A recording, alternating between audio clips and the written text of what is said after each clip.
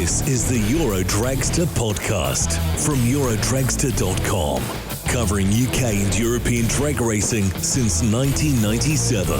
Hosted by Graham and Chris. This bi-monthly show brings you the latest news, stories and updates from across the drag racing scene, with the occasional guest. This podcast is sponsored by Design by Binny. Now, let's get to it. Welcome to episode 3 of the Eurodragster.com podcast with myself, Graham. And myself, Chris. Yeah. It's very difficult to record this because I can see Chris and Chris can see me, but being an audio podcast, it's very, there's a slight delay probably. It's like phoning Australia, I think. There's going to be a satellite delay to Middlesbrough. Of 4 hours up north.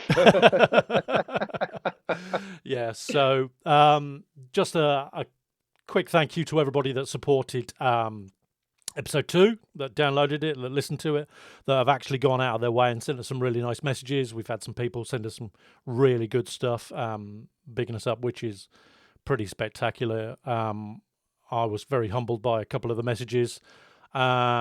And just so you know, the difference between the downloads of episode 1 and episode 2 were 100%.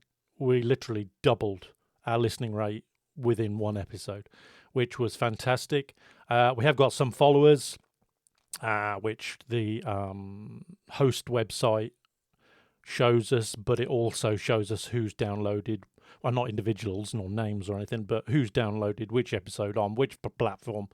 And it's always great to see. It looks, there are some that are more popular than others, but wherever you get your podcasts from, it's great that you are listening to our mindless rambles.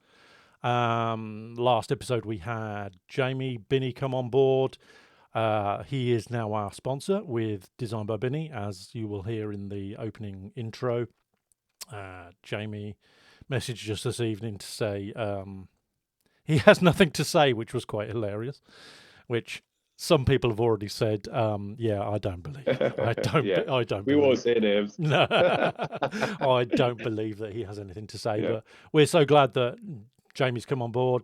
Brilliant guy, very knowledgeable in Street Eliminator. Has been feeding me constantly with information on the World Series of Pro Mod at Bradenton for the US Street Nationals. They were, as of an hour ago, down to the last 8 in Pro Mod. Looks fantastic. The top qualifier that everybody thought was going to be the number 1 that would take it and wipe the floor with everybody, Jimmy Taylor, is out. He ran out in round 1, which was phenomenal. It looks like he blew an engine. I don't know. There was a lot of white smoke at the top end. But there are still some names in there. Erica Enders went out. I think she had a burst panel. There's a big fireball come out the hood as she went down the track. A couple of others. Murder Nova Sean Ellington went out. Looked like he had extreme tyre shake, so he pulled out of the run. But we wait to see, because basically we have to wait on social media to see who the winners of that are. It's always good to see how across the pond are doing. But what really got me on, just going sidetracking a little bit, and got me on the World Series of Pro Mod was the sheer amount of entries for that event. Just on Pro Mod alone was 70 cars. I mean, could you imagine in the UK running MS UK Pro Mod or FIA Pro Mod with 70 cars? What a turnout that would be. I've got I think the standard weekend would be extended by a day. I think 24 hours probably just to run one class. Yeah. But that was brilliant. I mean, it's always good to see what's going on across the pond. They are building and running some absolute beasts of cars. Not to say that Europe and the UK aren't, but they're running some absolute monsters out there. Moving on, birthdays, which is a big thing for our website. Anyway, we celebrate people's birthdays, whether they be drivers, riders, crew chiefs, families, anybody like that within the drag racing fraternity, which Chris has a list. Yep, just going back over to the weekend, we had on Saturday the 24th, we had sponsor for Euro Dragster and car builder John Webster. IT guru for Santa Pod Dave Jones, or DJ he likes to be called. ET bike racer Blade King. Funny car racer Kevin Chapman. We've got VW Pro racer Paul Jackson. They were on Saturday, and we've got this week we've got author and photojournalist Keith Lee. Oh yeah, happy birthday, Keith. Yeah, happy birthday, Keith. That's for Monday. Nostalgia funny car builder Martin Maxwell, and former Top Fuel funny car dragster and funny car racer Bridget Bremnes. I can't pronounce his name. That's Brenes. Sometimes we do butcher the names a little bit, and we do apologise. Yeah, we do. Yeah. With my Teesside accent, obviously, I don't pronounce it very well.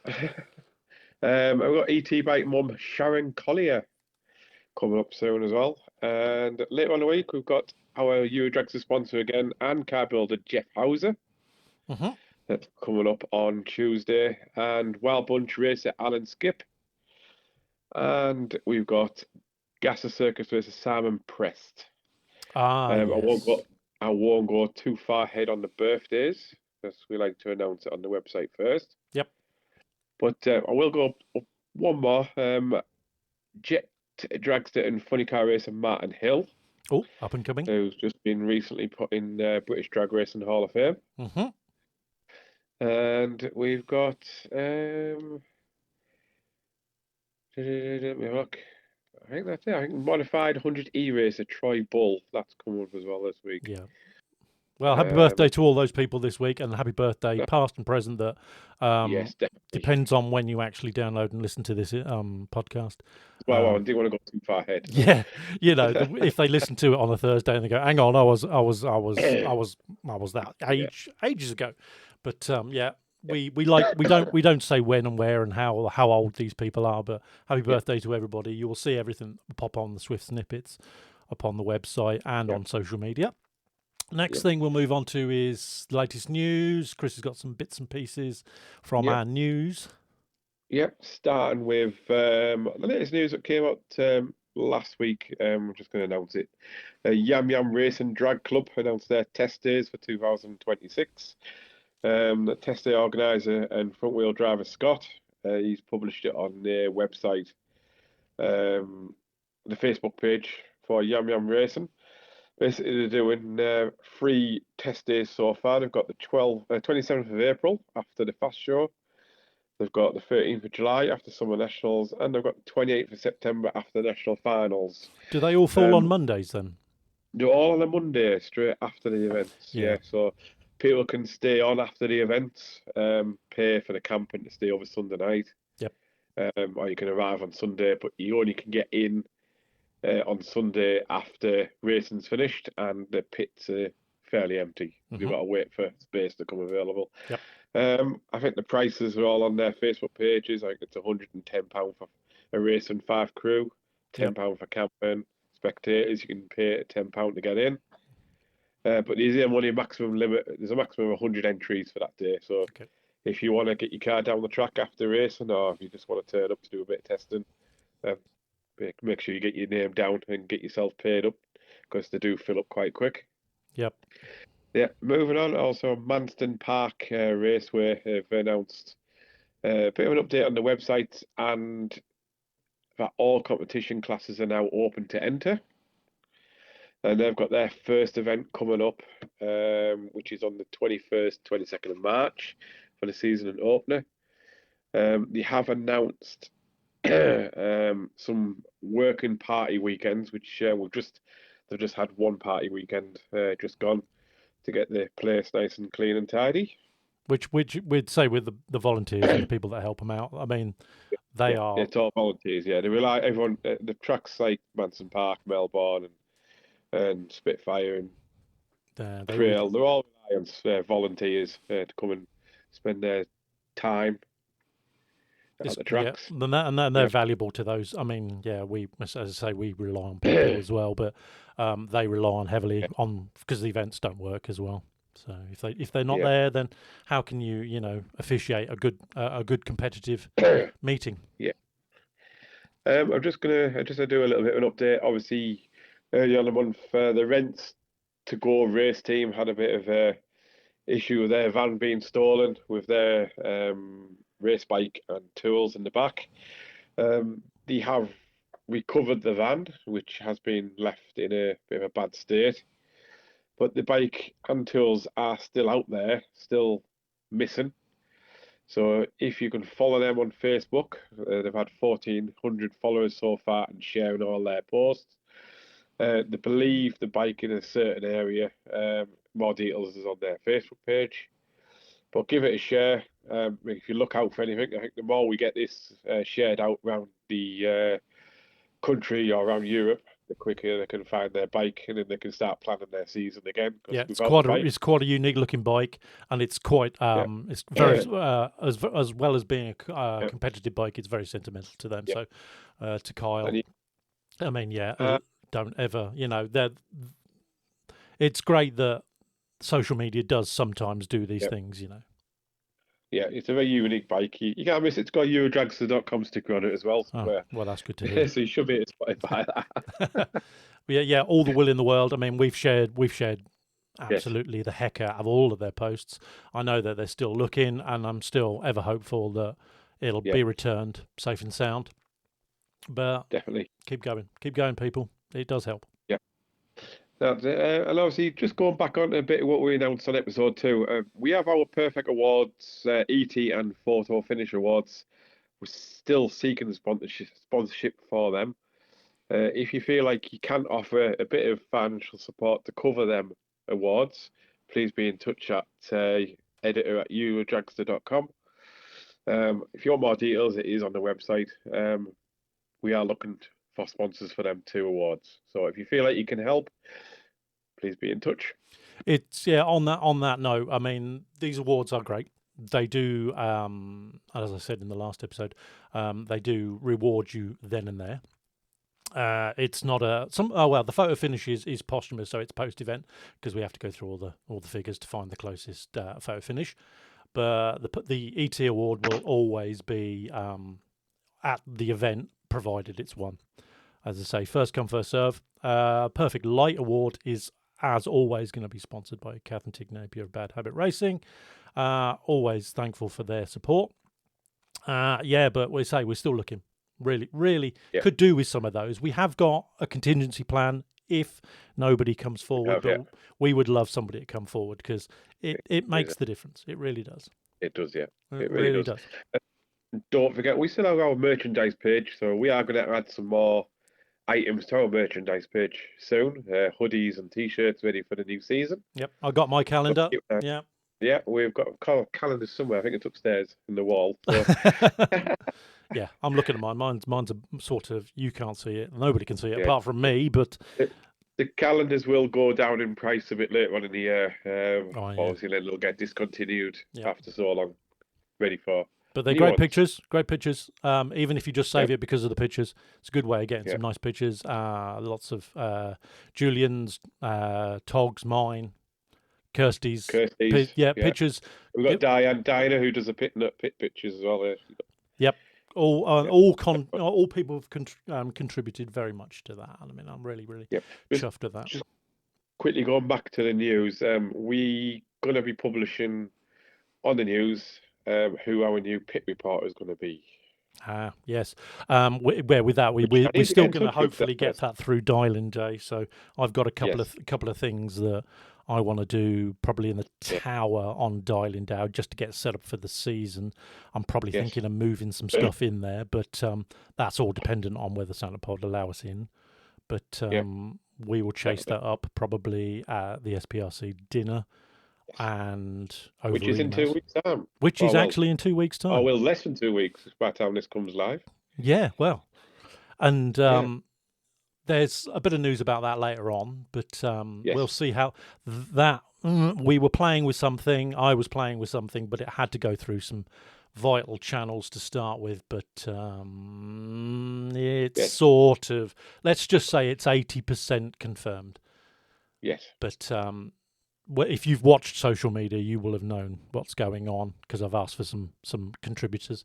But funnily enough, before we bring in our guests today, Yes. I put out a post quite a probably a week ago, asking for some people, and you wouldn't believe some of the people that have emailed me back or messaged me back and It's said, been amazing what the response is where people have offered to help, yeah, offered to feature on the episodes. yep. It's just amazing. And I Thank think you very much, everyone. I'd like to at least get one an episode. We haven't actually got two today because it's quite a good couple of people. We have got some other classes that we're just finalising some bits and pieces for. I'm hoping that we can get quite a lot for the next episode, for episode 4. But I say after we've chatted to our guests today, I'll just go through a little bit on that just to get the word out there and see. So with that being said, I'm going to disconnect from one call, reconnect to another. You'll hear the dial tone because it'll mess up, and reconnect. Video call. Here we go. Let's see if anybody else is in the room. Oh, I see one. I definitely see one, and I see two. Hello. Good evening. And lots of people will know that voice instantly. And I really hope not. Wow. And sporting a beard. Look at that amazing beard. And there's guest number 2. So let me introduce you to this episode's guests. Bit of a 950 bike special. Didn't mean it to be, but it suddenly popped up this way and we thought, oh, do you know what? That's going to be good. So joining us on the call this evening, and I say evening because we are recording it in an evening, Thomas Cook Abbott and Hayden Mechaell. Welcome to the podcast. I just realised I just waved on something that's only being recorded with audio. It's a bit like the catchphrase thing. He's waving. Yeah. If it makes it any better, Thomas, I'm waving back at you. Yay. And he's got his drink there, and I bet you that's Dr. Pepper by any chance, isn't it? No product placement. It is. Really? You see, look, Chris doesn't see this. Chris is mooching about, racing cars and things like that. He just, he's on the track. I sit in the tower, and Thomas walks by me, and I see what he gets up to. He's a terror. Yeah, it's usually trying to find inventive ways to open a can that you can't hear over the live stream. Well, it never did stop the live stream. I did notice my first year, Colin with his Ring doorbell. Oh, yeah. He goes, I'm having parcels delivered, and you were like, everybody knew. The world knew that he was having a parcel. And so then the best time to get a parcel delivered or open a can, as we've discovered, jet car. Yeah, absolutely. Jet car's running, you can't hear anything we say anyway. So it's fine. And also, last year it was Darrell's metal teacup with the teaspoon. Yeah, you mean him throwing his cutlery on the side from 14 feet away? Yeah, and stirring going to get a cup of tea, stirring his cup next to the microphone. I think I confiscated that teaspoon in the end. I think I was given him a wooden one, but so it wouldn't make a noise. But hey, it's what makes the live stream, doesn't it? We're only human. Yeah, absolutely. Well, anyway, as I say, welcome, guys. It's great to see you both. I know from Thomas's social media, I'm assuming the bike's still missing some talent. Yeah, quite a lot of that, actually. He put a post up on social media that everybody probably saw, and they said, "Can you guess what's missing?" And there were some inventive comments. Yeah, I think the main one was the rider, some cojones. Yes. And talent. Yeah. Apparently, which I'm missing all of. One of the most important things I think was front forks. I think.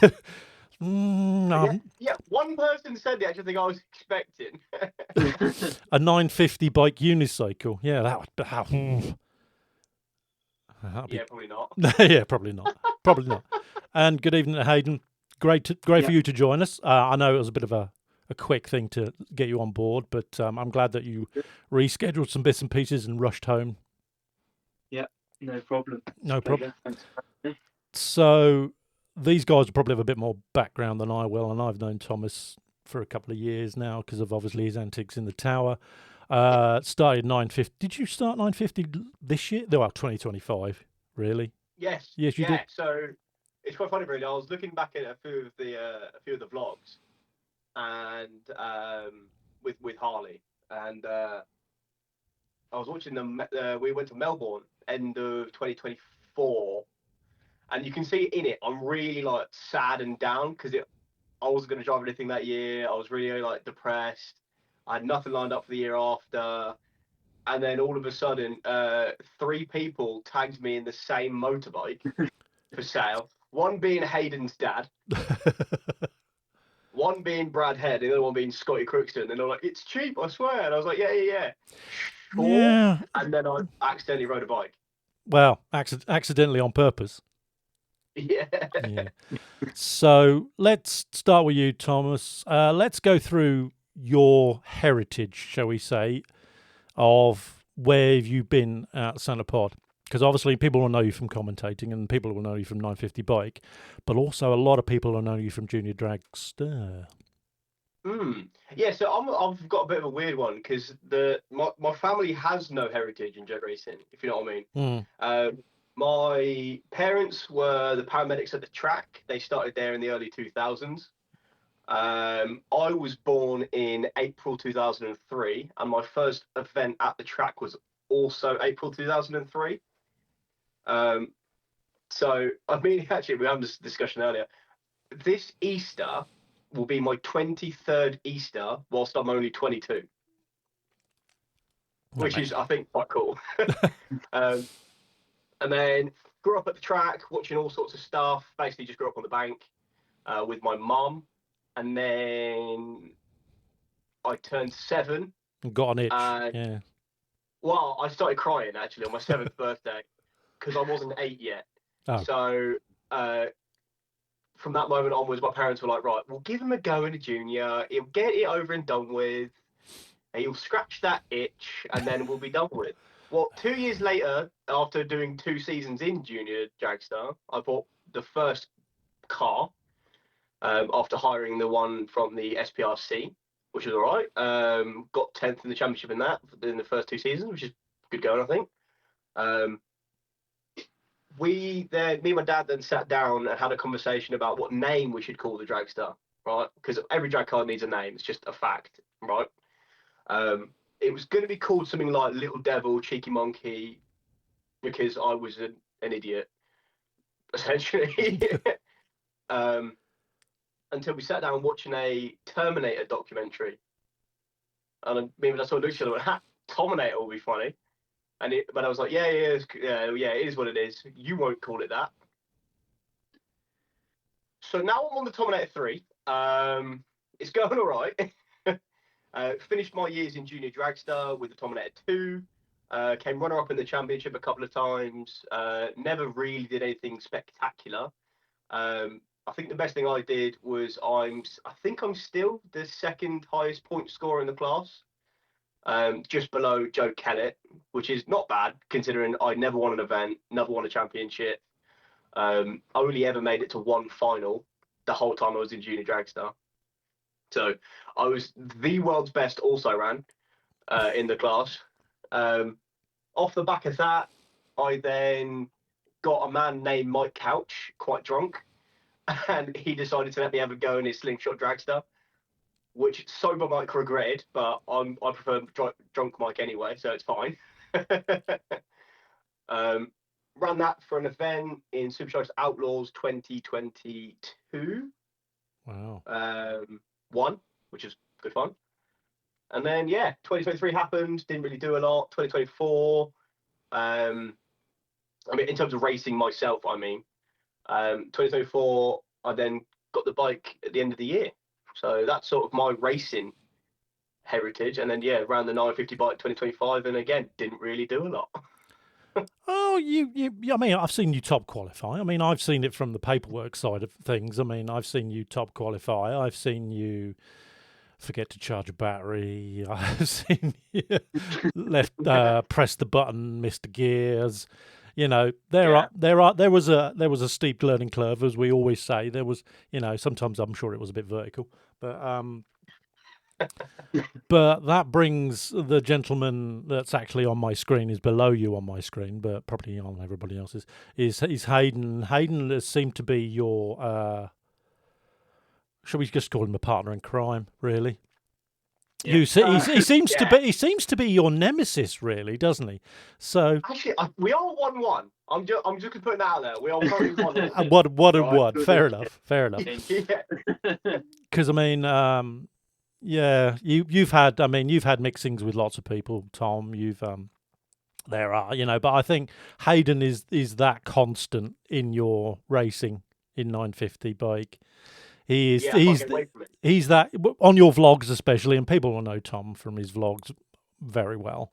I mean, I'm a sub. I'm not ashamed to say that I'm not. I'm a sub. I've given him grief, and he is the guy that is parked next to you in the lanes. He's waiting for you to go out. He's your running partner. Call him what you want. He's your. I think he's like there's a devil and an angel sitting on your shoulder, and he's probably both. Sometimes he's really he's that real calming influence, and then sometimes he's the guy that absolutely stokes your fire. Oh yeah, absolutely. Yeah, I'll give you a hint of what Hayden's like in the Pyrenees, right? He is responsible for probably my best run and my worst run back to back. Because I won Sportsman Nationals, and just before I pulled around into the Pyrenees, I can't remember if it was you or your dad reminded me to kick up my kickstand. Yeah, I think I was shouting from the back of him, "Tom, you stand!" Every single run. Yeah. Hey. Which is extremely helpful, right? If without that, it would have gone horribly wrong. Yeah. And then Summer Nationals, there was a Yam Yam test day, the Monday, which me and Hayden stayed over for. I rock up into the Pyrenees after just slowly chipping away on the bike. We're thinking about upping the launch RPM from, I think it was at 7.5 to 8. Yeah, something like that, yeah. And then Hayden just goes, stop being a wimp, and just turn it up to 9. So I did, and then proceeded to nearly hit the tree. Oh, I seem to remember that. Yes. It was like, oh, hello. And then, yeah. Yeah, we were turning up and up through the day. It was getting a bit quicker each run, and then we're like, what's the worst that could happen, kind of thing. Turned it up to 9, and we figured out what the worst that could happen was. Well, here's the thing with both of you, and I mean, I'm not a racer. I know Chris is. I'm not a racer at all. Well, I'll try to be a racer. Well, yeah. In a little black Alpha, but I'll try. Four wheels and 2. You got to know where your limits are. Whether you're a rider or it's the bike, you still got to know where the line is drawn. And as you say, you really do like to draw lines, Tom. Kickstand, turn it up, turn it down, miss a gear, forget to charge. Hit the nitrous halfway down the run by accident anyway. I did quite find one. I think that was a big thing on social media when we were watching you going, have you ever bumped a 950 bike? It's like, does that even work? And then everybody, I know Harley is a good friend of yours, and he was like, don't ever do that again. And then pumping up your bottle for your shifter and things like that, it's quite. I think that's what endears you through your vlogs. But moving on to Hayden. I mean, give us a background of you, because obviously you carry a surname that is synonymous with bike riding at Pod. I mean, it's not just Pod these days. I mean, I know he went to Germany, to Hockenheim, and absolutely decimated there as well.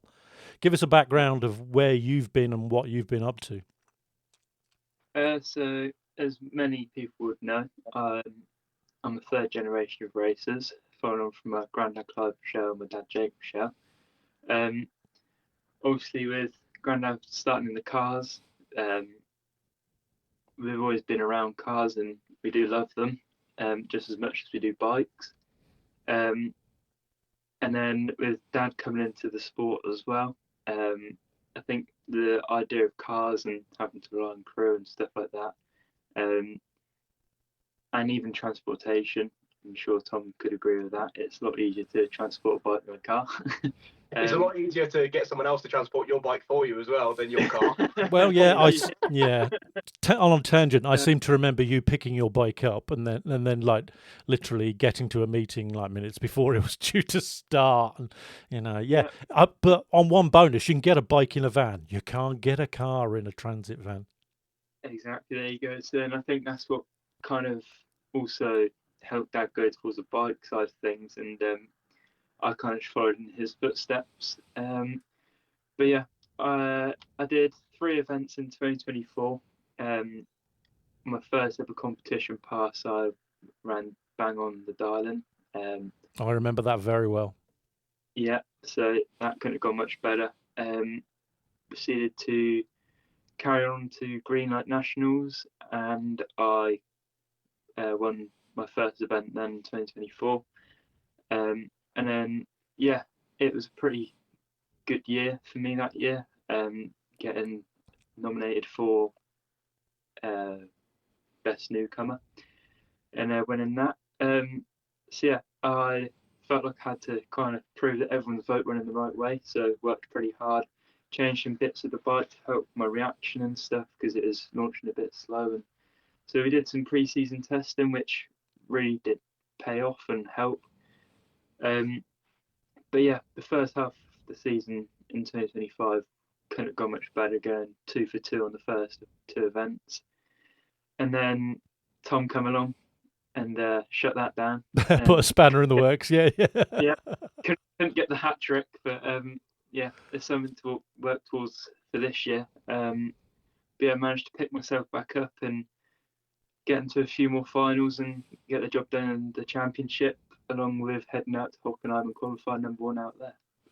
Yeah, I mean, it's quite synonymous. Do you think with your father being where he is in Super Street? I mean, I know I'm going to blow a bit of a smoke up his backside and say he decimates everything, and he just goes out and proves what the Brits can do.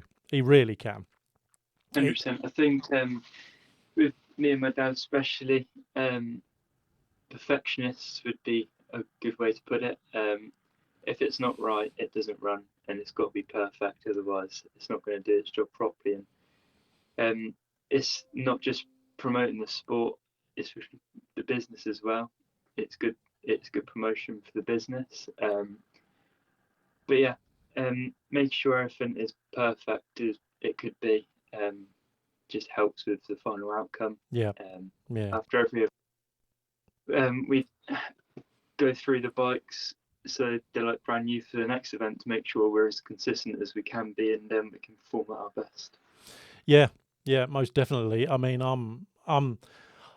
I've never been a bike rider. I'm never heavily into it. I know when we look at people like Kathy Taylor. I mean, Kathy Taylor absolutely supports Super Street 100%, and I know she loves all the classes and all the drivers and all the riders. But I know that the minute a Super Street bike comes onto the grid, sort of thing, she's there. She supports everybody, and I think that's the way that, not just with the lineage of your grandfather and your father, but I think it's what makes racing is even though you're carrying the name Mechaell and you're like, I feel sometimes I might have a bit to live up to, I'm carving my own path wherever I go. 100%. I've got a rough plan of where I want to get to in the sport and try and just carry on for as long as I can. I know I'm young, so I've got plenty of years and I've still got a lot of experience to learn, which can only come with time. But yeah, like I say, I've got a kind of rough plan and some goals that I'd like to achieve in my racing career. And yeah, I'm looking forward to seeing what all comes to. So I did write some questions down because I really wanted to prompt you, and I said, did you think that 950 was the target for both of you, really? Was it the spot that you really needed to go for, and did it fit your riding style at that time? As a riding style, I hadn't really ridden many bikes before. I had like little KTM 50, which I used to go to some motocross tracks when I was probably 4 or 5. And then I didn't really progress any further in motocross because of the race season with Dad racing. So it was kind of just spectate, take as much as I could, although I was young. Definitely like my racecraft and everything from the years watching lots of different people has helped it expand quite a bit. Yeah. And yeah, as a riding style, all I'd ridden before 950, like I said, little motocross bikes when I was young, but yeah, more recently, it was only the year before that I learned how to ride a geared bike, which is actually a pit bike. So I hadn't actually had much experience until it was coming towards the 2024 winter, and we decided to get me a 125 motocross bike just for safety reasons. I had to learn how to ride a bike properly and kind of be able to control the bike really. So we got one of those. I think I rode it once or twice before I jumped on to my 950 bike. And I remember we finished building the bike.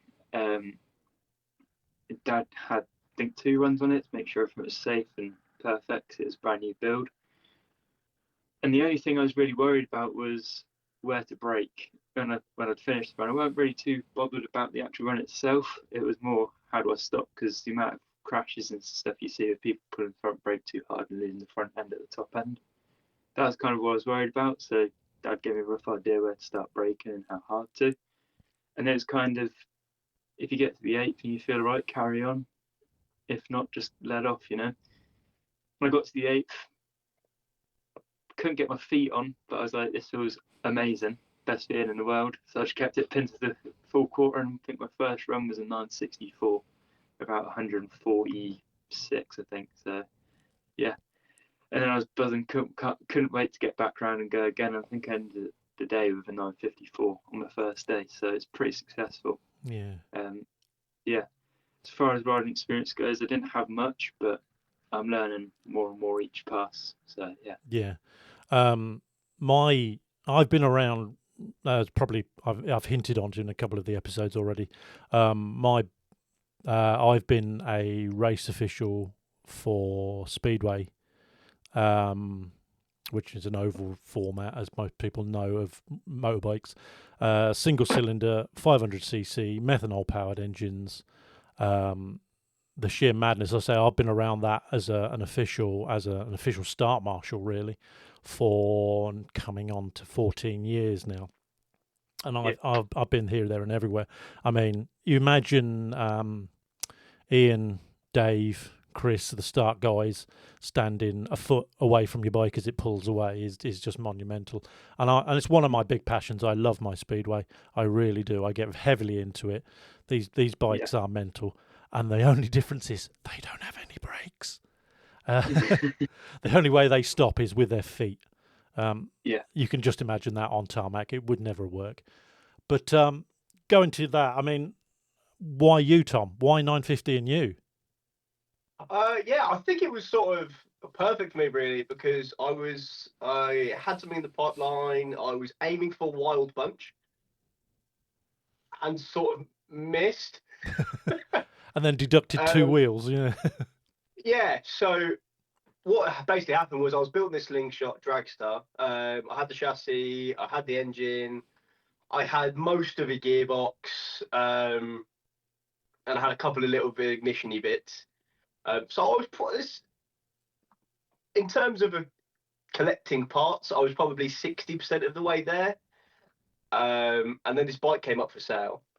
And yeah, it used to be owned by Martin Hallett, ridden by Zoe in 950 bike. So this it's always been a 950 bike. This what I bought. And yeah, it was always going to be in that class because it's what it's built for. There's no point taking it out of that. I think you got ganged up on, didn't you, really? Yeah, I didn't really have a choice. It was basically people kept sending me links to things to get certain licenses and enter into certain things. And I think it was end of September or maybe even middle of October, the bike was purchased with a huge help from Scotty Crookston. Without him, that I wouldn't own that bike, basically. And then we bought it, and we were looking at test days in sort of March time to get on the bike. And Brad had sent us a link to a Straightliners event in October. So I think it was 2 weeks from finishing buying the bike with Scotty to rocking up at Pod, seeing the bike for the first time, borrowing a set of leathers, borrowing a set of boots, borrowing a set of gloves. I had the helmet. I did buy the helmet. And then trying to sign on with no license, which was an experience, because in Straightliners you can run their NORA license. Yep. So I paid for that, got all of that, went up to the entry place, and was like, does this work? I've read the things, it should work. Obviously, I'm being completely open here. I've never ridden the bike before. What do you want me to do? And then a man named Graham met me outside. Mr. Graham Sykes. Ah, that Graham. I was like, no, I didn't. That Graham. Right. If you don't know who he is, look at any video of the steam bike, and the maniac on that is Graham Sykes. He basically had a quick conversation with me and went, you should be fine. So I'll tell you what we'll do. We'll do a run, and then we'll have a conversation, see how it went. Basically like a mini observe run. I was like, okay, yeah, perfect. How far do you want me to go? Do you want me to do a 60 foot? Do you want me to do a half pass? And he was, no, don't be silly. Full pass. So I did a full pass, and it was just horrendous. I was all over the place. I didn't rev the bike out more than 10,000 RPM, which for obviously a Jitzer is nothing. When I ran a 9.8, I believe, went back to the pits, and I don't know how this happened, but I think everyone who's anyone in the biking community was there that day, because I got back to the pits and Liz Charman met me in the pits, and was like, right, hold your hands out. So I held my hands out, and obviously they were shaking like a puppeteer. She then took a picture of me, put it on Facebook, and that's when the world knew that I'd bought a bike. And from there on, yeah, I think I got down to like the 9.6s that weekend. And then I actually didn't run the first event of the year because I ran out of money changing jobs and stuff. But I did run Festival of Power. I actually double dutied that one. I ran 950 and ET bike. Yes, you did. You did a nice little hot lap, yes. That is tough, by the way. I think we worked it out. I ran the first pair of 950 bike and the last pair of ET bike, and I was in the first and the 10th pair. So yeah, that was quick. It didn't last long though, did it? It didn't. You thought, oh, to hell with this, but yeah, because I did horrendously in 950 bike. My first race in 950 bike was against Hayden, who took it easy on me. What and did the perfect ET straight off the I say straight off the trailer, straight out the van. They call that, I suppose, don't they? So yeah, but, yeah, Hayden then beat me, and then an ET bike I got to race Phil Pratt, who also beat me. Yeah, so that's a nice easy ride. Yeah, so yeah, you don't make things easy. You don't really make things easy. No. I think what's really funny is I was listening to obviously Hayden earlier about the ethics that him and his dad go into when it comes to preparing bikes, and it's perfect or it doesn't go out. And then for me, if it turns on, it's going out. Yeah, I was going to say the perfection rule over that'll do rule. Yeah. I love watching your vlog, especially between you and Harley, and you just sit there going, "What do you reckon?" And he's like, "Oh, I'll do this," and you're like, "Oh, I fancy this," and he's like, "No, do this," and you're like, "Oh, I really think this," and then you just like, "Yeah, that'll do." Yeah, so me and Harley, we've been told many times we're like a married couple. We just bicker about everything. Yeah. All right. So the correct answer is always somewhere in the middle of where me and him are willing. Absolutely, to absolutely. Because the good thing about you and vlogs is while you're riding, it's very difficult to vlog. I know you tried it a little bit, and it was a bit odd, but but the camera usually ends up with Harley, and then he's like, "I told him so." He didn't believe me. And then Yeah. it's what's up to you. Well, it's up to you whether you keep that in, but you just keep it in just for sheer entertainment value. Because I think you're like punching I'm not yourself. going to hide anything. Yeah. Yeah, I'm not going to hide anything. I'm an idiot. Everybody who knows me knows I'm an idiot. Well, so it's no surprise to them that I'm wrong. Well, yeah, I describe myself as an idiot, but I call myself a professional idiot. You know, I See, that would imply I get paid for it, and I'm paying to be an idiot. So that's worse. yeah, you're giving money away, which Yeah. oh dear. Yeah, so let's have a look at this. So let's look at staging. The question I got a really good question. I thought, I like that. It says it's basically when you stage the bike, what's in your head? Stay on, press the button, go on green. So going into stage, I think the best racers are thinking about nothing. There is nothing going through your head going into stage. Because all you're doing is, the whole thing of a rabbit in headlights, it would just sit there staring at it. Mm. That's all we're doing. There's no other trick to it. All you're doing is you're either staring at the lights or staring sort of close to the lights. And the minute you see anything, you're off. Yeah. It always reminds me when I look at that. I mean, there was a question a comedian said long ago, and it was a road traffic question. And he said, what colour of traffic light comes after amber? And he said, I have no idea. I never hang around long enough to find out. So, Yeah. And I get the feeling that that's what it is. I mean, when I look at drag racing in general, I mean, some people go on this light, some people go on this part of the tree, whether you're on a sportsman tree or a pro tree, you wait till this bit goes. There's got to be something in your head that says, right, I will drop the clutch at this point and I'm gone. So you would be right if it was a sportsman tree. Sportsman tree and pro tree are like completely different things. Pro tree is reaction times. That is 100% what that is, right? The minute you see a flash of yellow, you're gone. Okay. And Hayden, I'm sure you'll agree with me when I say this. In index racing, off the race. Yeah, absolutely. You got to see amber and go. Yeah. Yeah. And Hayden, I don't know if you do this as well. In index racing, when the tree drops at the same time, 60 foot, you can tell if you've got better edge time or not. 100%. Easy. Because all you do is you give it a quick glance at 60 foot. Yeah, and if you've got half a bike, a full bike, or you're behind. Yeah, I think there's actually a front Euro dragster. And who I was against, Josh McLean, he'd been having problems wheeling. And so Dad was like, once you get to about 3:30, just have a little look over. And if he's really far back, he's obviously wheelied to just let off a bit earlier. And I was like, well, I'm looking at the tree. I'm already halfway to looking at him. So I launched looking at him, saw his front wheel come up. I was like, sweet, get to 1,000 foot, shut off and sit up and should be all right. And that's exactly what happened. So, yeah, it's one of the things that always blows my mind. I mean, I'm going to take an instance of, I know it's a 4-wheel car, but and not a bike. It was Rob Smallworth in the Dirty Dog 55 had an intake that was metal, was solid.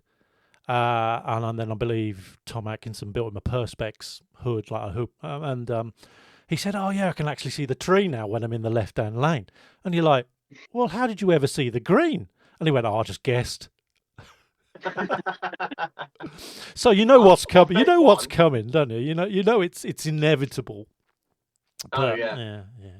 But my favourite one of those is the supercharged boys. What they'll do in some situations, a few of them have a little mirror on one of their A pillars, so they look in the mirror instead. Yeah. It's crazy what I mean. Yeah, I know that speedway riders, some of them have, lucky this and lucky that, and they'll always end. Some of them have never washed their race socks in their fire suits in a million years. And you look at it and you think, oh my God, that thing stinks.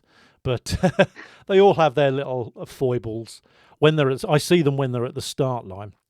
And this is the difference, I think, Dave Warren and Chris see, is they step back when bikes are in stage, pre and stage.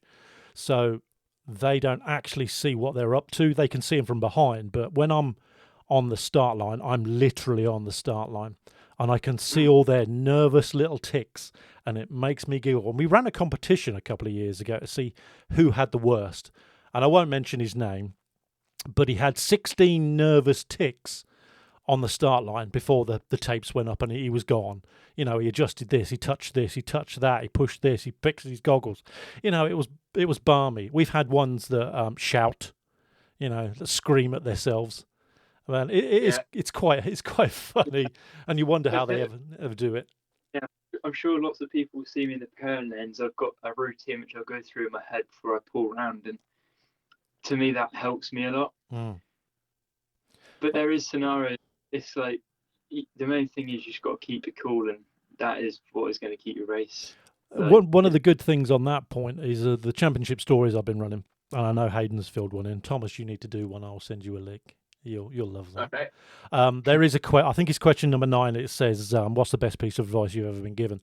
And you wouldn't believe the amount of people that said, "Just concentrate on your own. Yeah. Do your own thing. Listen to what people tell you. Don't listen to too many conflicting ideas, but just race your own race."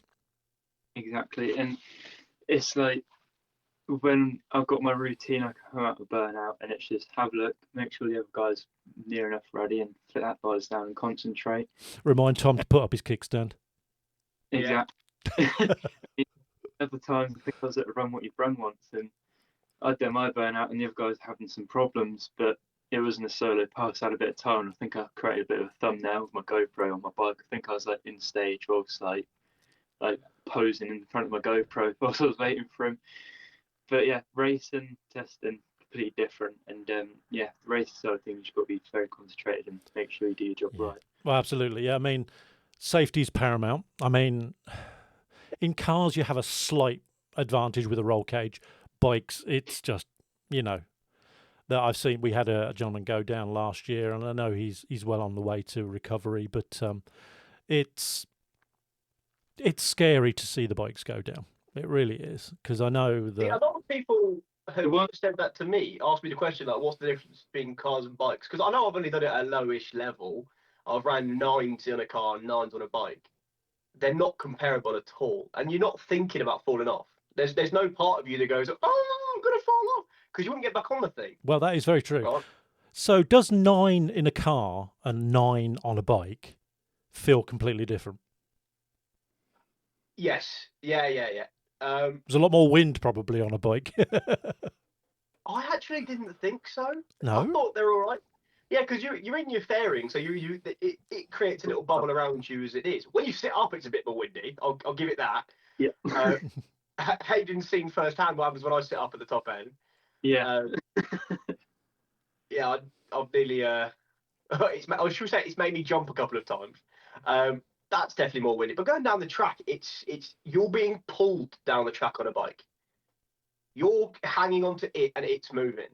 Whereas in a car, it's pushing you up the track. Yeah. So all of that force goes in your back, in the back of your head, and that's pushing you down the track. Whereas a bike, you're clinging onto it. Yeah, I mean, that's just it. When you mentioned Graham Sykes, I know the bike that he built was moulded to his frame, his body, but what holds him on? Basically, a bit of fiberglass up against his backside, and the sheer G-force of an acceleration holds him down. But the added difference is on 4 wheels, you're strapped in.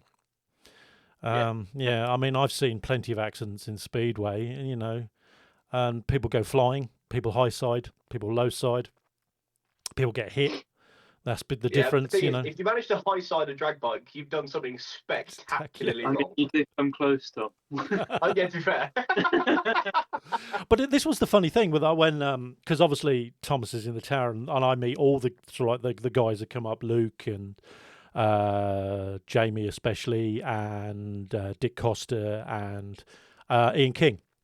And Ian King's got a pedigree in bikes, and everybody. I think it was Darryl had asked him about it, and he said the only way I steer the bike. And you think, well, yeah, the bike has got steering, but he said I just push on the foot pegs. You know, it's all about weight and push. I mean, it's a bit different, probably with you. I mean, you have got a certain amount of control.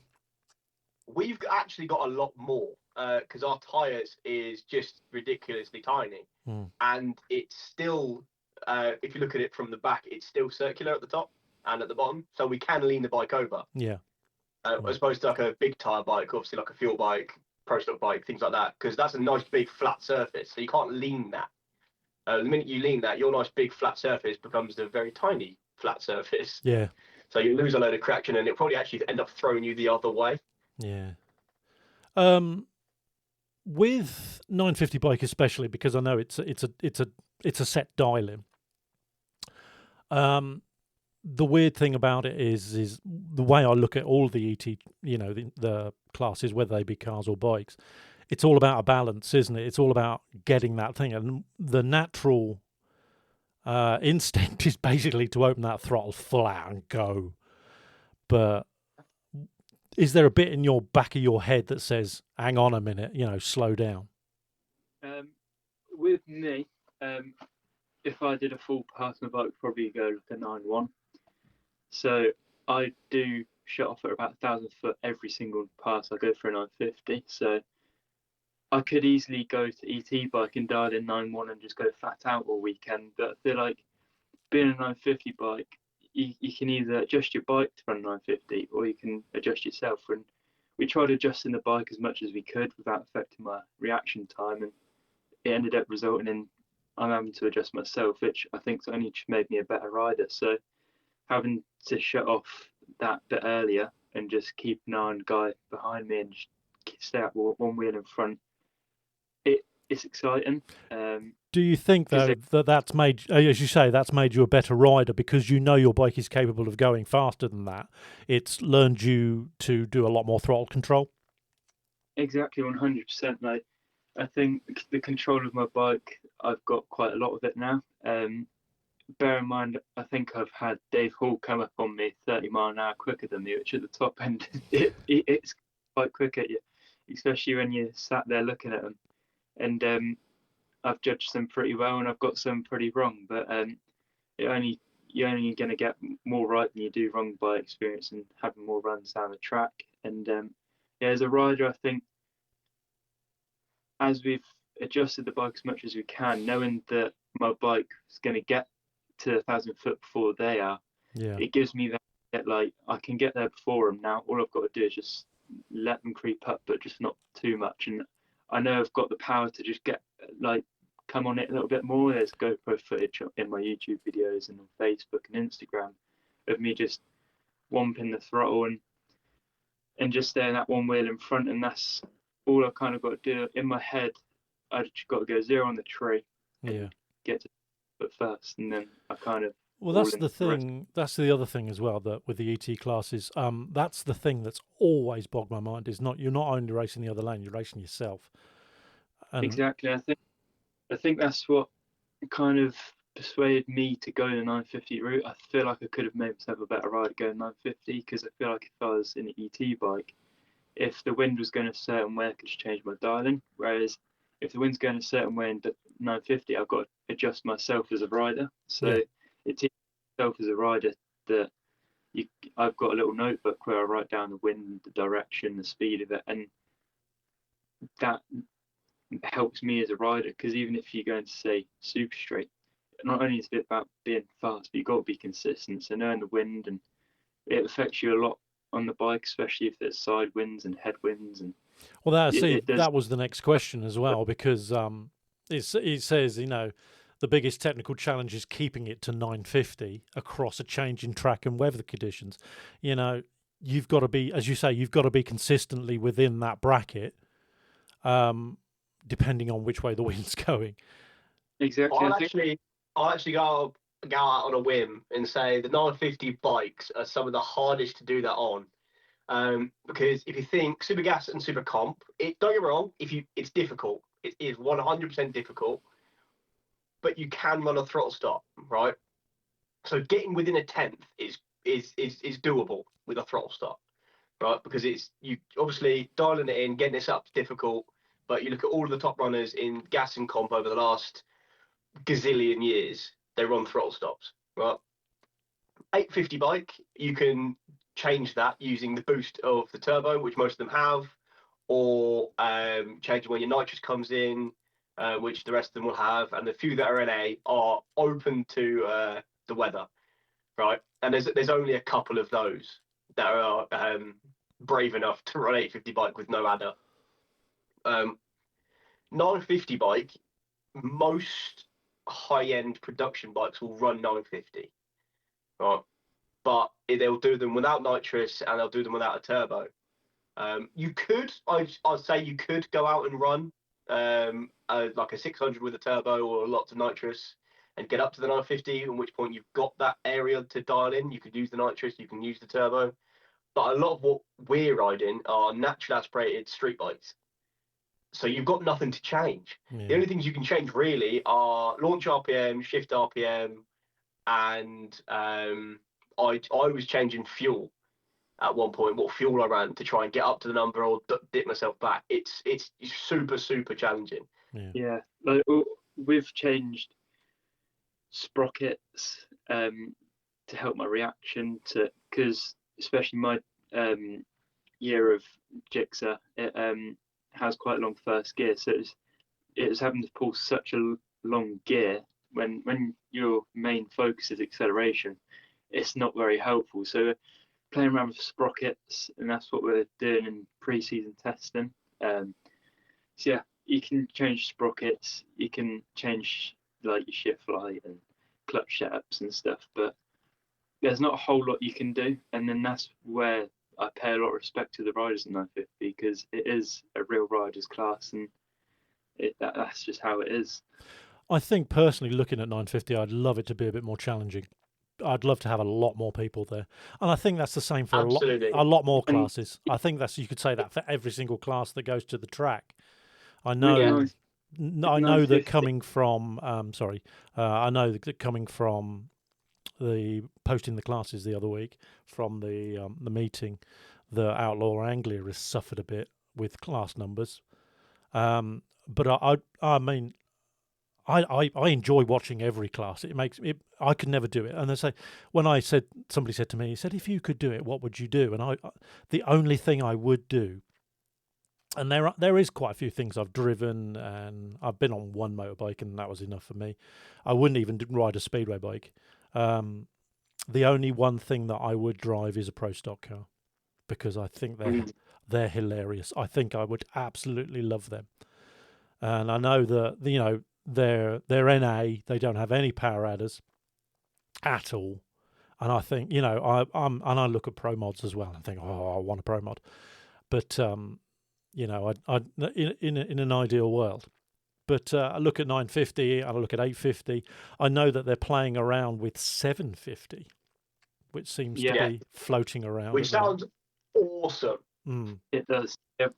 It's actually a class out in Sweden, and when we went to Racing Tierp, it was a real eye-opener and amazing to watch, because it was you had some old super street bikes which they can't keep up with the numbers with the way the class is going, so they've thought, I still want to go quick, but 850 is just not quick enough, and 750s, you had some people going 720s just because they can still go rounds, but they still get to go fast. You had some people which are going for that 750 and trying to go rounds, and they're doing it pretty well. So with that in mind, with that in mind, taking a huge step, say for instance, you just wanted a career progression and you wanted to go from 950. Say the next step for you, I mean, I don't know. You say if it's either ET or 850, I don't know. What would it take to change your bike to another class? Would it be an absolute financial minefield? To go to 850, not so much. It does affect financially a little bit, because you have to make some engine adjustments, because if you want a turbo or nitrous and whatever. So I take it with 950 you're not allowed power adders, but 850 you are. So you are allowed power adders, but I think because the bikes don't really need them, no one really uses them. I think Tom used nitrous sometimes and experimenting with MR12, which is another fuel. 850, you got the likes of Joe Elliott, who is NA and runs MR12 on a BMW. You got the likes of Jay Rowe, whose bike's now up for sale. He runs nitrous. And then you've got other people like Cole Thomas and other people, Sage Reed.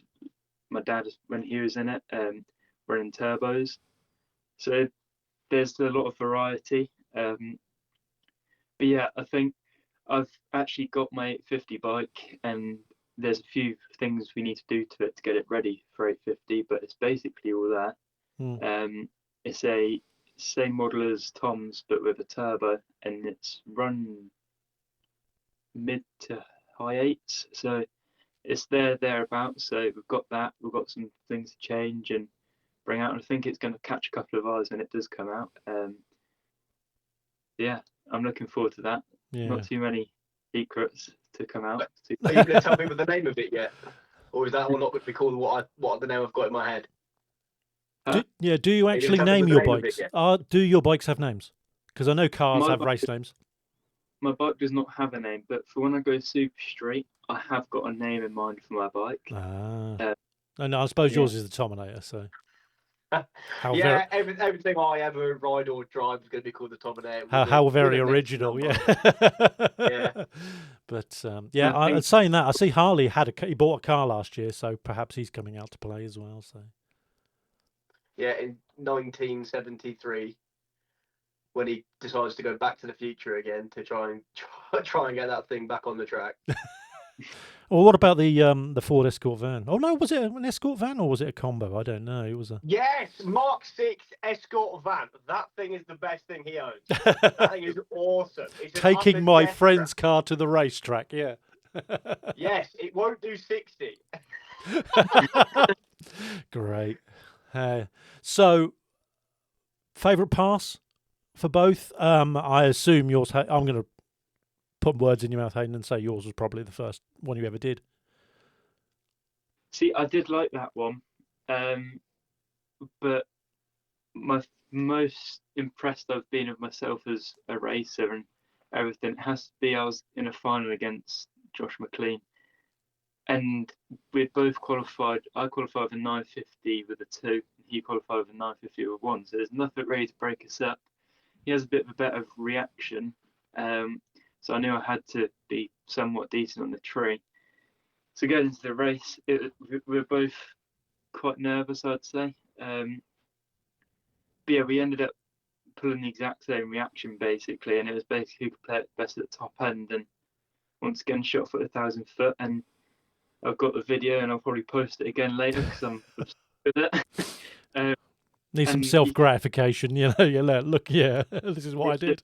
It's just the GoPro in the corner of my fairing just looking at me, and you can see him just looking at him, just womping the bike, stay out one wheel in front, and a big cheer when I see the light on the wall come up. And that is probably my favourite race I've had so far. Do you prefer them to be, say, with your favourite race, do you prefer them to be competitive? Knowing like it could be a wheel's width or half a wheel's width in front, or it could be, is it a time thing? If you did say you did 950 with a 1, and you think, oh, I'm so damn close. Yeah, it's like I love the competition. Obviously, I've run 9-1 at 150, and it doesn't feel loads different. The part I do realise that I've gone a bit quicker is trying to slow down. You've got to get on the brakes a little bit earlier.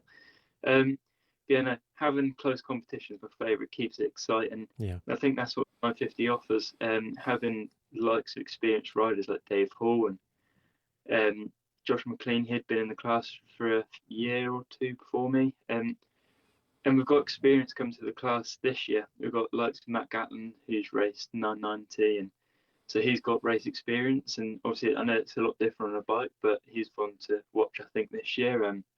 We've got Dion Hartley coming back.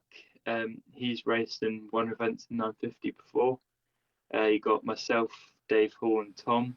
The numbers are coming back, and it's looking quite strong. And I think when I joined the class, the one thing I wanted to do was kind of pay my respects back to the class. That's where Dad started, and a lot of super street bikes guys have. And the class was kind of dying off. So, the likes of social media and being as young as I am, I thought I would do my best to try and help grow the class. And got the likes of Tom and starting to bring the numbers back up, which is really good for the class and competition in general, which is one of my favourite things about the class, keeping it nice and close. And for me, that's a very mature answer. I'm going to put my sensible head on for a second. That's a very mature answer, and I mean, at your age, wanting to pay and wanting to progress your individual racing commitments, but also wanting to repay, grow, and push the limits of the class is just a very mature answer. Exactly. I've been to the Hall of Fame a few times and the likes of Grandad and hearing all his stories, and without the drag races before us, we wouldn't have what we have today. And I love hearing all the stories and what it was like, but it is also time to make new ones, and that can only be done by progressing and promoting the sport, which is exactly why. And and I'm going to put it out there, and this is what we need more of. These are the people like Hayden, like Tom, and I know Tom plays a little bit of a jester every now and again, but he's got a racing commitment, and he knows what he wants to do, and he knows where he needs to get, and he knows to a certain extent he knows how to get there. But we do have little hiccups along the way, but it's how you learn and how you progress from those little hiccups that makes you a competitive rider, and also I think it makes you a better person in general. When we look at that and we say, it says, how would you describe the atmosphere amongst the riders? I mean, the low numbers, probably there was a lesser of an atmosphere, but now the class is getting bigger. I believe that, the family within the family of Santa Pod especially, it's gonna grow every year. It gets stronger every year. I can tell you exactly what the atmosphere was like. So national finals, there was 4 riders in the class. No, not national finals, was it? It was green lights. So I think Josh's engine expired. Yeah. So there's only 4 of us in the class. Actually, it was 5 at that weekend, I think. No, 4. And Josh, in one of the qualifiers, his engine let go, expired, done. He parked the bike up, was done for the weekend. Go over to the championship, and then Dad came around the corner and offered him an engine which was in the back of the van. Which, by some fortuitous event, I just had a spare engine, I wasn't doing anything with it. And Dad likes to see me work for it. He doesn't want it easy, so. And a better person and a rider in general. I know your dad would probably do that for Tom as well, but you'd make him suffer, wouldn't you? You really would. You're like, oh no, he already has. What made you suffer? When I beat Hayden Sportsman Nationals, I just got into. So I beat Alex Hope the round before because he had issues. I was going to go race Hayden. The closest, I think my personal best at the time, so it shows you how far off the number I was in the 9.6s. So I was over a tenth of a second away. I went into Jake's trailer, and was like, you ain't got any other sprockets, have you? And he went, yeah, I've got this one here. Did you want it? And I was like, yes, please. Put that on the bike, made a few other alterations to the bike, and went 9.52 and beat Hayden. And you were like, nah. But that's how it is, though, isn't it? That's how it is. It doesn't matter what class. I've seen everybody in the whole fraternity just going, and I'm sure that it's the same with all the engines and things like that, like you say with Josh and things. They just said, here's the engine, let's give you a hand, let's all muck in, let's all get dirty, and let's make it, let's continue the weekend. It's not nice to see anybody just say, oh, I'm broken now, I'm just going to stick it back in the van and I'm just going to go home early. Yeah, that's what I think about. With it being a smaller community motorsport, especially in the UK, it's all about helping each other out as much as we can. It's like you have the likes of big motorsports and drag racing. It is big in some places, but not as big as others over here. So with it being a community and more of a family, it is help each other out and let's just go have some fun kind of thing. Yeah, I think from my personal point of view, you would much rather win a race knowing that you've been competitive rather than you've beat them on an easy out, if you know what I mean. They've gone red, they've pulled up, they've had tyre shake, or they've just they've blown. You want to be competitive. You want to know that a win is a fair outcome of any race. Yeah, absolutely. I think most of my career as well, just touching on what we were talking about before, my car has been held together with hopes and dreams and stuff that I've begged, borrowed and stolen from other people. Like if you obviously you've heard of the Wilson family run the Volkswagen Funny Car. They ran the Junior Dragsters for ages. My Junior Dragster was held together with most of the parts that they had spare in their trailer towards the end of my career in Junior Dragster. And then I had Steve Cassisi and the Cassells kept it running when it kept blowing up for a good number of years as well. Because obviously parents being paramedics, they're not mechanically inclined, and I was a child. So, Yeah. And they held that together. Yeah. I And you've had big own connections with racing them. career. You've had big connections with them. Absolutely. I own most of my racing career to people at the track. But you've got a certain level of skill. I'm going to say that. I'm going to big you up. You have got a certain level of skill because you would never do it unless. I mean, I'd get on the start line, I'd look at the lights, and I'd probably poo myself.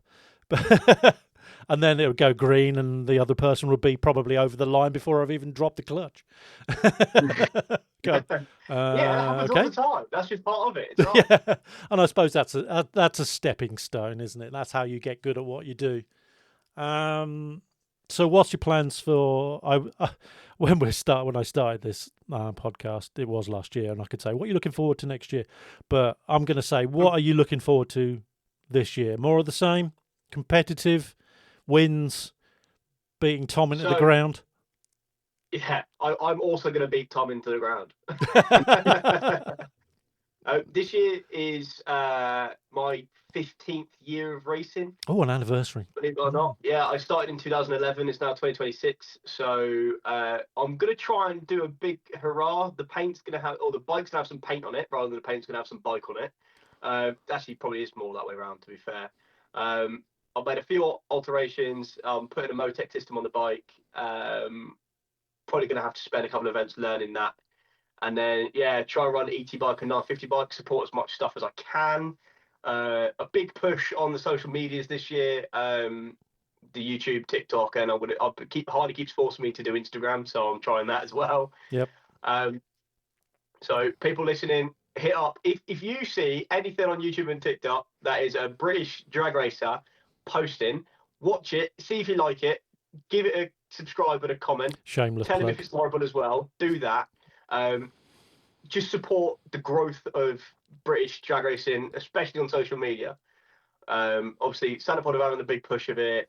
Me, Hayden, Nick Mulgridge, Scott Collier, Graham Smith, anyone who runs a YouTube channel or a big Instagram or a TikTok, we're trying to promote the class and British and European drag racing. Some of you may have seen that I do a Guess the Car on TikTok. That whole thing came around because I wanted to show to the Americans and to the Australians how cool British drag cars are. Yeah. And the best way to do that is shove a picture in their face and go, I'm trying to guess this one, look how cool this is. Well, that was quite funny because last episode I with Jamie and Nathan, I said, about proving the Brits' worth. And I know that there's been a lot of comments from American racers saying, "Oh yeah, that looks like a place I should go," and the logistical side is always going to be a bit of a nightmare. But I was analysing, obviously, because Pro Mod's floating around this weekend. I was analysing what's different between World Series of Pro Mod and MSUK and FIA. And I'm thinking, well, I don't know. I know that the major difference is that they run an eighth and we run a quarter. So. The cars aren't really comparable, to be fair. The cars you see running Outlaw Pro Mod are more comparable to Top Methanol funny cars than they actually are to our Pro Mods, because we run more weight, different style superchargers from screw blowers. We don't have Pro chargers. Our turbos can only run less boost. Our superchargers can run less boost. Our nitrous cars are heavier. You see, this is where the skill set, this is where your skill comes into it, because I could sit there and just talk absolute rubbish. Although, the good thing we do have in British Pro Mod is we have Superbirds, we have Thunderbirds, we have a couple of Camaros, to be fair, but then we've got Ford Crown Victorias, we've got Chevy Business Coupes, we've got such a variety of car that you just don't see in the States. It's just Camaro. Yeah, Camaro, yeah, that was Camaro, it. That was the only thing I noticed. It was like, oh, that car looks like that car. That looks like that car. That car's a different colour, but it's still that Camaro. And there are a couple of weird ones in there thrown around. Not this weekend, there's not. No, not really. But did you? Because usually it's Craig Sullivan, and then he's not racing this weekend. But then 70 cars, and you think, wow. And and in this podcast, I spoke to Chris earlier about it, and I said, if we were to run Pro Mod in this country with 70 cars, we'd need another day.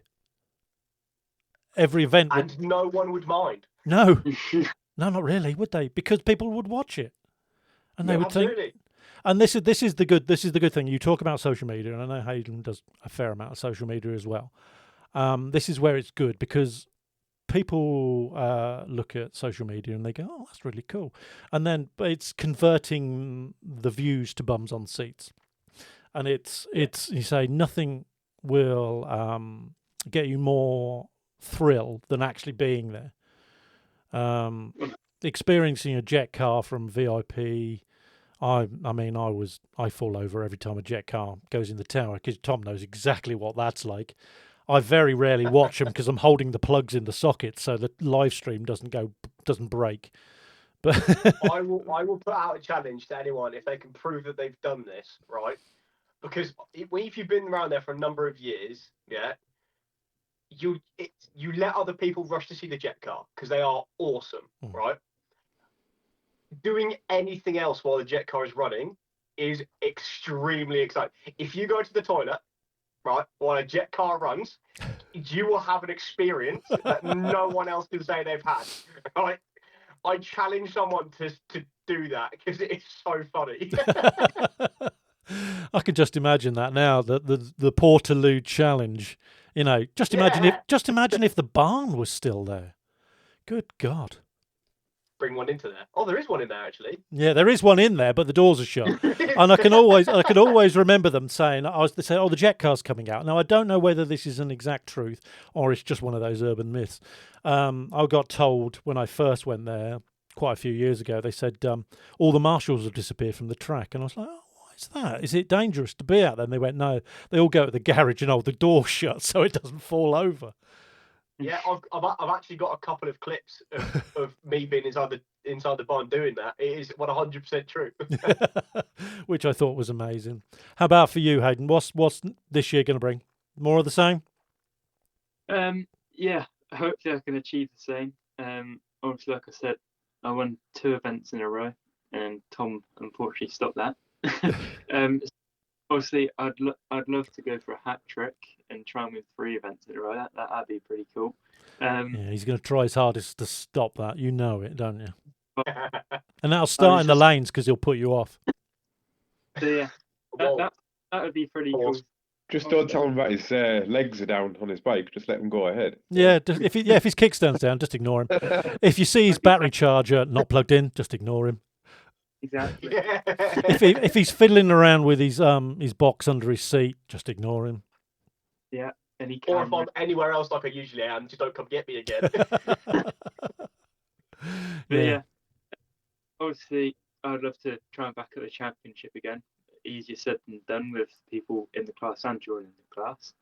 But yeah, that would be something nice to do. Try and match Dad's increments in 950 bike winning 2 championships as well. That'd be pretty cool. Yeah. But yeah, you said and done like I've said. Yeah, I would like to get a hat trick, but once again, easier said than done. But yeah, more just build the class, build myself as a rider, each race more experience, which will only help me in the future as a racer, and yeah, just try and promote as much as I can. Because I take it you both feed off competitors, so you watch each other, you learn from each other, and then also you think, that's gonna push me. I always remember saying a couple of races are saying, "Oh, I'm sick of that person winning championships all the time," and you say, "Well, there is an answer to that, and it's just get better." Yeah, but you can copy someone as much as you can, but only copy them will only make you as good as them. You won't ever beat them. So it's trying to find. Now there's a statement. How about that? That's a very intelligent statement. Yeah, so it's also trying to find their weakness and try and see how you could do something, if not better than them. So yeah. Well, gentlemen, I'm sure Chris will join me in saying it's been an absolute honour to have you both on. You have both been fonts of knowledge. I have avidly watched you both in 950 thinking, oh my good God, you know, they just fire off against each other. And I know you do. Hayden, you've got a very sensible head on your shoulder. You completely make up for the loose cannon that Tom is. That's the best compliment I've ever had. I'm taking that one. I will no doubt see you possibly. I don't know where. Will you be at the dinner, Hayden? I'm not sure you will. I will. Yeah, so I'll see you in 2 weeks in person. See if less than 2 weeks. Less than 2. Stop saying less than 2 weeks. My timing's a bit wonky, but keep doing what you're doing. Keep building the way you are personally and as a class. I look forward to seeing you wave at you from the tower, because I very rarely get out of there. I'm not allowed to even go at the loo these days, which is quite dangerous.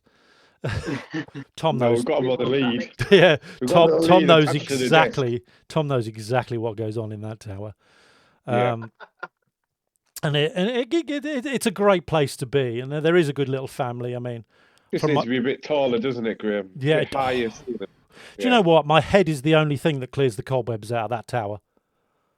Because when I stand up, I come out of there with my hat on, and I've got cobwebs all over it. Because everybody else is short enough just to scoot by. And it's good fun. It is good fun, and I love it to bits. And I wouldn't be doing this if I didn't enjoy it. And it's the same with you two in your racing careers.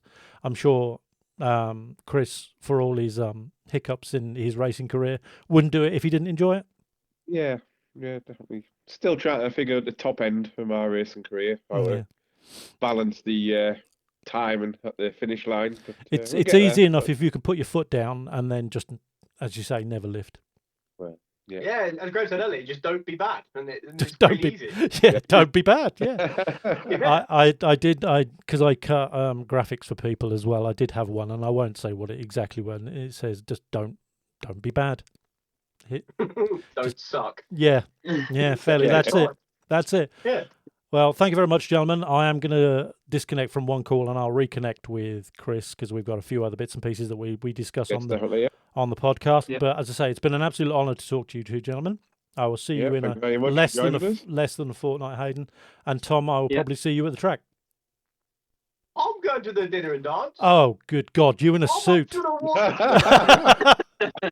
No, when it says suit, it means suit and not race suit.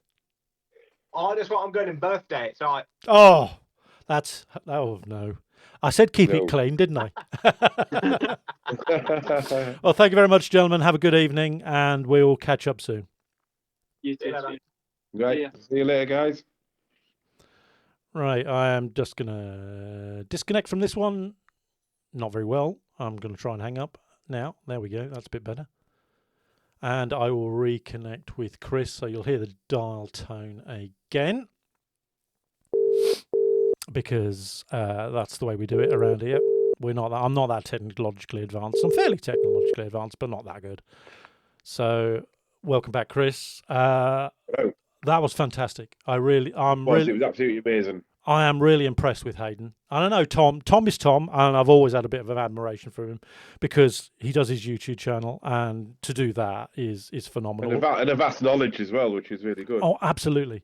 He commentates on the junior drag bike, dragster, not drag bike, but he has a wealth of knowledge whenever he's around. I mean, he goes, "Oh, that's such and such his old car," and I'm thinking, "Who?" Yeah, but no. And Hayden, what a sensible chap he is. I mean, I'm sure he's 18, 19.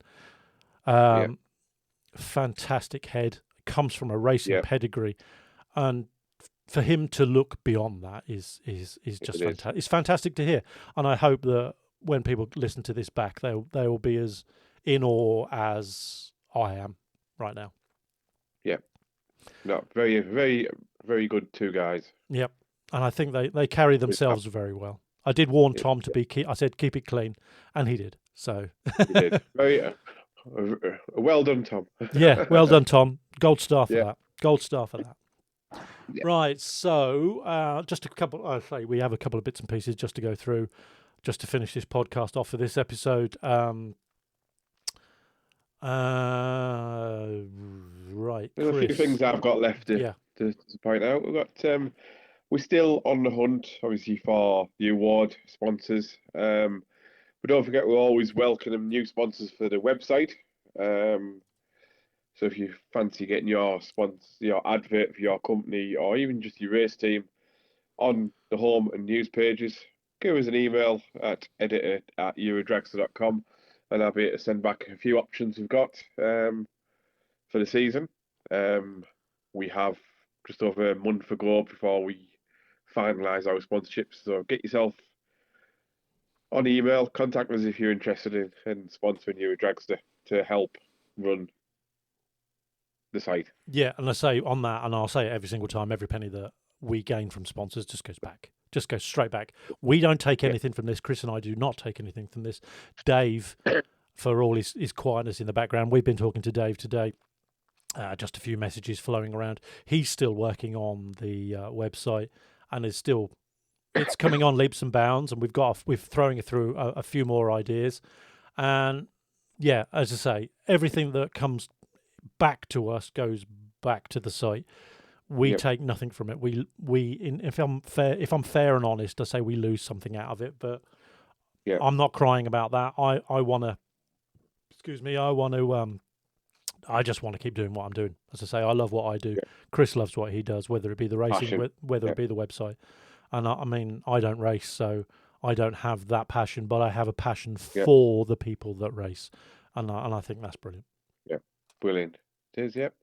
Just moving on, we've got a few events. Well, one event coming up this weekend on Saturday at Spitfire in Cornwall. I think there's still a bit to enter if you want to get yourself down there for some testing. It's a brilliant track. Is that the Dragon Drift days, or is that, or am That's Dragon Drift at Spitfire Raceway in Cornwall. Yeah. So if you're in that area or you fancy your travel for that day, get yourself there and have a bit of fun down the track. On that, no, I'm desperate to get to all these other places. I really want to go to Melbourne. I really want to go to Manston Park, and I really want to go to Spitfire. Yeah. Yeah, definitely. Obviously, Santapod have just announced the Santapod Racers Club. The Festival of Power for Racers, the entry is now open. I think there's been a message out on Santapod Racers Club that if you want to still enter the event, but you haven't got your 2026 Santapod membership yet, you can still enter as long as you get your pass before you start the competition. Yep. That's just been sent out to everyone today. Recently, shall I say. So yeah, you can enter that. There's a few events coming up in March for Melbourne. I think there's a test day towards the back end of March. So if you're around Melbourne, York area, get yourself some testing. Hint, hint, that's where I am. I'll be doing some testing hopefully that day. See if the Alpha still starts. It hasn't been started since October. Well, yeah, just give it a charge. It's covered up in a car cover, blankets, no battery, so it's never been started. So it will be coming out. So yeah, well, that's good. That's good to hear. That's good to hear. We'll always welcome that. I mean, it gets a good smile from me from when I'm in the tower, and I'm sure Daryl will call it the website on wheels again. Yeah, definitely. There was some plans to have a bit of an engine upgrade, but that went sour about a month ago. Which is always a shame. So the car's back in the garage, covered up with cobwebs again. Lovely. That's just my side, but definitely that's much I can see on the events at the moment because it is fairly quiet. One thing I will say about the events is on social media flowing around this week, and I have said I'll big them up for that as well. Is Street Weekend number 4. There are a lot of acceptances coming through saying we're back in, but then on the other side of the coin, there's a lot of people saying, we didn't make the cut. I will stick up for them and say, look, just don't give up. You'll still be on a reserve list. There's still an option to get in. Don't give up quite yet. It's a very popular event now, and they've extended it a little bit more, but it's always something that people want to be part of. There's a lot of people entering the Street Week in Sweden, which is coming up in a couple of months' time. So that's one thing to look out for. Check their website, streetweekendsweden.se. Yeah, with version, that in mind, I'm still hanging on to looking for a couple of names. If anybody's got a couple of names and they want to email them to me, so I can get a direct link. I tried to get a direct link to Bradenton, but this is Euro Dragster, and we, as big as we think we are, we're not quite that global. And I would love to have some few links. And we were lucky last year when quite a few Brits went over there, and Colin Theobald went over there, and he gave us some bits and pieces, some a show, like a report and a daily drop in and some pictures, and it was brilliant. But I think I'd love to have some connections both on quite a few international events. It's not much more on the forthcoming events. It's been recently posted on Facebook. How far in Malta, how the track's coming on. That's coming on really well. Yep. The tower looks like the grandstand's in the middle of getting built. The track's in progress. So yeah, looking really good. Hopefully there'll be some racing this year. Yeah, and I say, keep an eye on socials. I mean, they're very good at their social media at Halfar, and Luke is very good at that as well, because obviously he goes out there and commentates. Yeah, definitely. Definitely. So that's all I've got for the upcoming events, Graham. Yep. If you want to move which is great. And so our last order of business on my agenda. So, episode 4 should be in less than 2 weeks. This is going to be a little bit strange because it might sound like I'm going to live stream an event, and I'm not going to do that because of the nature of the event. I probably about 3-4 weeks ago, I messaged the SPRC and said, look, we'd like to be able to get some bits and pieces for an episode of the podcast from the dinner and the awards night. But I'm very conscious that I never want to tread on people's toes. And Ian Marshall replied to me and said, look, I don't see a problem with that, but we just need to lay down a few ground rules. And 100%, these ground rules were things that I already had made plans for. So with that being said, both Chris and I are going to be there hopefully a bit earlier than normal. A lot earlier than normal. Before people start to get ready for their evening do. I had sort of planned to do it before and after, but after might be a bit messy. So what I would love for is I'd love to be able to get some bits and pieces recorded from the awards, from the winners, from the people attending, see how things are going for them. A little bit like a 10-minute, 5-minute, few words, a couple of sentences, as many as human. It doesn't have to be long. No, it doesn't have to be long at all. Doesn't mean you have. We're not going to talk for an hour. We will probably talk for an hour, but I've never had a problem with that. But it's just a few words, just to see how your things are going. Remember, keep it clean. I don't want to upset. I don't want to upset anybody. But please drop me a line, drop Chris a line. Say if you're interested. I know I've got one gentleman that's away on holiday at the moment that will be a guest on the normal podcast, and he'll be the only guest. I'm not going to say who that is yet. He's agreed to do it. When we do it is another thing. I've got another gentleman that wants to do it. We were going to do it today, but I wasn't quite sure how he would fit in. We're going to make that into a different type of episode, I believe. Yeah, so what I would love to be able to do is on the normal episodes, we 2 guests works really well because they fire off at each other. I'd really like to keep it class specific. We had a couple of people that we had in mind. One's agreed, one's and ahhing, but I'd love for them to come on because I think that they're better than they think they are, both as a driver and a font of knowledge, because I just think that's what people want to hear. I mean, I hope that people will get this episode 3 when it goes up online and think, oh, wow, that was really good. And that's all I wanted to do, was all I ever wanted to do. I'm sure Chris is exactly the same. Is we just wanted to bring some voices out into the open and build Euro Dragster alongside everybody else.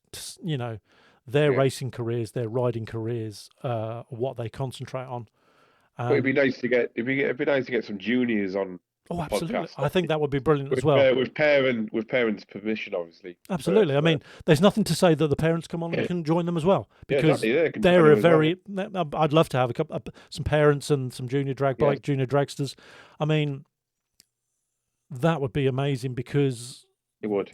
The drivers sacrifice a lot, and so do the parents. I mean, with the junior dragster side or the junior drag bikes, you could have 1, 2, 3, 4 people on at the same time. And I think that they're on about they go on about their racing careers, and I think that's how they are. They're very passionate about what they want to do, and they want to progress.